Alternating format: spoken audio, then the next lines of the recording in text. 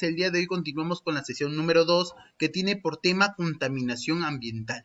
¿Pero qué quiere decir contaminación ambiental? Contaminación ambiental significa ensuciar nuestro medio ambiente. ¿Pero con qué lo ensuciamos? Con los residuos de actividades humanas, tanto de origen industrial como de origen doméstico. ¿Esto qué quiere decir? Que este problema que estamos pasando ahorita no es algo reciente. Las grandes ciudades desde hace mucho, pero mucho tiempo, tenían la necesidad de desechar sus desperdicios, pero los desechos eran más orgánicos, como por ejemplo la madera, excrementos, fibras vegetales, animales, etc.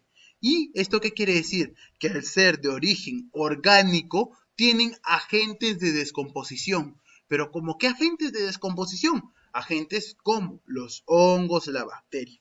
Ahora, el hombre aún no ha cambiado la mentalidad de proceder y sigue virtiendo al suelo, al aire y a las aguas del mar productos que lo deterioran, sin preocuparse en lo más mínimo por la suerte de los mismos. ¿Qué quiere decir esto? Que simplemente realiza la acción y sin importarle lo que le suceda a su alrededor, tanto al planeta como a ellos mismos. ¿Esto qué quiere decir? Que la naturaleza no está en condiciones de descomponer esa enorme masa de desechos y los residuos químicos se van acumulando y acumulando y acumulando y terminan por envenenar ¿qué? Nuestra atmósfera, la tierra y las aguas, y esto poco a poco va envenenando nuestro planeta. ¿Cuáles son los causantes? Los causantes son múltiples y los podemos clasificar en contaminaciones químicas, físicas y biológicas. ¿A qué le denominamos una contaminación química? Las contaminaciones químicas más importantes son el dióxido de carbono, como por ejemplo el plomo, el monóxido de carbono, como por ejemplo el petróleo y sus derivados, el dióxido de azufre, que vendrían a ser los plasticidas, los óxidos de nitrógeno, que son los detergentes, los fosfatos, los plásticos o el mercurio, por ejemplo. Ahora, cuando hablamos de contaminaciones químicas, estamos hablando de contaminaciones que vengan a raíz de una reacción química. Cuando trabajamos con contaminaciones físicas, las contaminaciones físicas pueden ser radioactivas y térmicas. Cuando hablamos de contaminaciones radioactivas, los contaminantes son desechos de explosiones nucleares o atómicas. Ya hemos sufrido varias en nuestro planeta. También tenemos diferentes productos radioactivos o desechos de las centrales atómicas que contienen mucha radiación en sus productos. Y también tenemos aquí las contaminaciones físicas térmicas. Es el vertimiento de las aguas calientes que eleva la temperatura de los ríos, produciendo la muerte de plantas y animales acuáticos. Esto es algo que está ocurriendo mucho a raíz de los últimos años. Esto es algo que no se tiene mucha consideración, pero sobre todo tiene mucha importancia. Ahora, contaminaciones biológicas. Las contaminantes son todos desechos orgánicos. ¿Esto qué quiere decir? Que tienen agentes de descomposición. Por ejemplo, tenemos aquí los insecticidas y herbicidas. Cuando hablamos de insecticidas son numerosísimos, siendo los más importantes los orgánicos que se fabrican en grandes escalas y sí son baratos. Ahora, ¿cuál es su uso generalizado? Tienen toxicidad para los animales, tienen toxicidad para los vegetales, tienen acción sobre el suelo. ¿Esto qué quiere decir? Que degenera el mismo suelo. Tienen efectos retardados. Tal vez al inicio no se puede ver un efecto, pero con el proseguir del tiempo van viendo las consecuencias. Ahora también tenemos de la misma manera los herbicidas, que son compuestos químicos que eliminan las malas hierbas de los cultivos.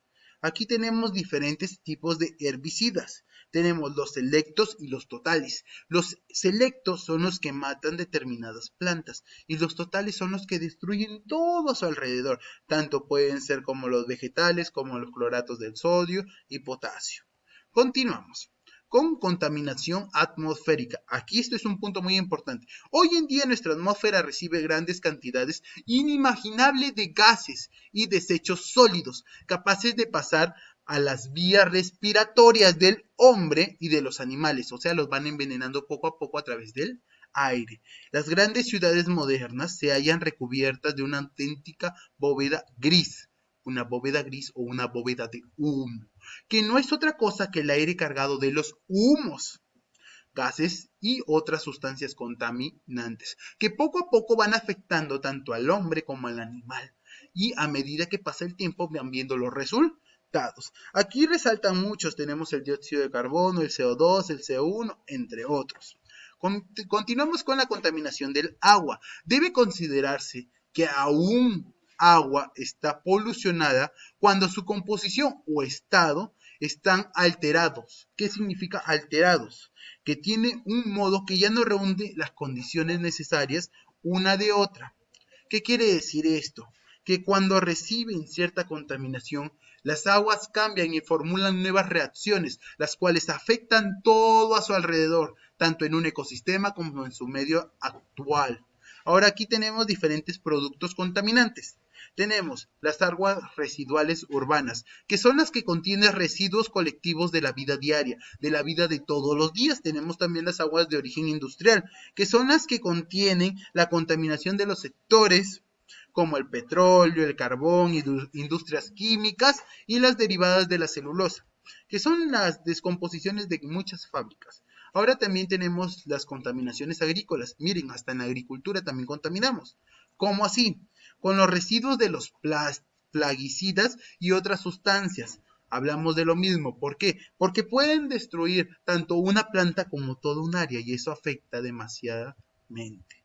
Ahora también tenemos la contaminación radioactiva, ya lo hemos tocado como tema. Contaminación radioactiva. Después de la Segunda Guerra Mundial, como trabajamos con muchas guerras, ahora se desarrolló un nuevo sistema para contaminar la Tierra. Y esto fue a raíz de las centrales nucleares o atómicas, de las explosiones atómicas y etc. ¿Qué quiere decir? Que cada vez que se produce una bomba o se trabaja con materiales nucleares, estamos contaminando nuestro medio ambiente y nuestra atmósfera.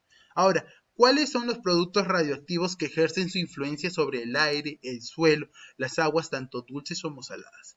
¿Cuáles son sus causas? Las causas de la contaminación son tres. Las explosiones atómicas, que al llevarlas a cabo la atmósfera liberan gases, grandes cantidades de gases, muchas grandes cantidades, y productos sólidos radioactivos, que van destruyendo y degenerando la atmósfera, el suelo y todo a su alrededor. Continuamos también con el agua contaminada por centrales atómicas, son las fábricas atómicas que utilizan grandes cantidades de agua para refrigerar los reactores que digo. Esta agua puede acumular radioactividad y contaminar los ríos y lagos. ¿Por qué los contaminan? Porque una vez que ya han servido de su uso, pasan a desecharlas y al desecharlas es donde van contaminando todo a su alrededor. Y también tenemos los desperdicios atómicos que son muy peligrosos entre sí. ¿Por qué? Porque si estallara una guerra atómica habría una inmensa contaminación en la Tierra, porque un grave accidente de alguna fábrica atómica podría producir muchos, pero muchos efectos sobre nuestra atmósfera, sobre nuestro planeta y sobre los que estén a su alrededor. ¿Cuáles son los efectos? Los efectos esencialmente son los siguientes. Un efecto puede ser radioactivo, son las alteraciones en el cuerpo, tanto en los animales como en el hombre. Pueden ser en la piel, en los ojos, en el vaso, en la médula ósea, en todo el cuerpo. Ahora tenemos también la modificación de nuestro equilibrio de la fauna acuática por producir la muerte de las especies más sensibles. ¿Qué quiere decir esto? Que cuando se realice algo radioactivo, afecta demasiado todo a su alrededor, llevándose la vida de casi todo lo que está a su alrededor. Más que transformarlo, se lleva la vida. También tenemos las alteraciones hereditarias, y estas son las radiaciones que pueden hacer cambios o mutaciones en los cromosomas de las células, tanto en animales como en personas o en plantas. También tenemos aquí, y es algo muy importante que he querido adjuntar, la legislación ambiental y el derecho ecológico. Ahora, el Perú desde su creación ha promulgado más de 6.000 normas legales, cuyas regulan todos los aspectos de la problemática ambiental de nuestra situación actual con las anteriores. Por ejemplo, la Ley General de Aguas, entre otras. Aquí les estoy adjuntando toda esta información para que ustedes la lean y puedan deducirme unas preguntas que les estoy adjuntando más abajo. También aquí adjunto el Código del Medio Ambiente y los Recursos Naturales, que vendría a ser... Consta usualmente de 22 capítulos y 146 artículos y 3 dispositivos legales, pero en resumen son la conservación que constituye un callejón sin salida. ¿Qué quiere decir eso? Que solo conduce al perpetuar la pobreza que hay en nuestro Perú.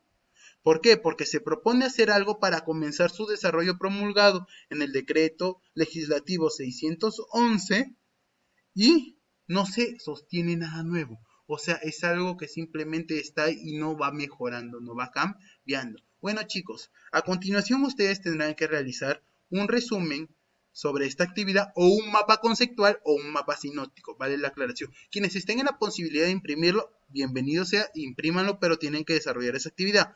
Además, solamente se transcribe la actividad que está compuesta por estas preguntas que están aquí y aparte van a desarrollar este ecograma, que es sumamente sencillo de formar las palabras, pero le deben adjuntar también la actividad del resumen.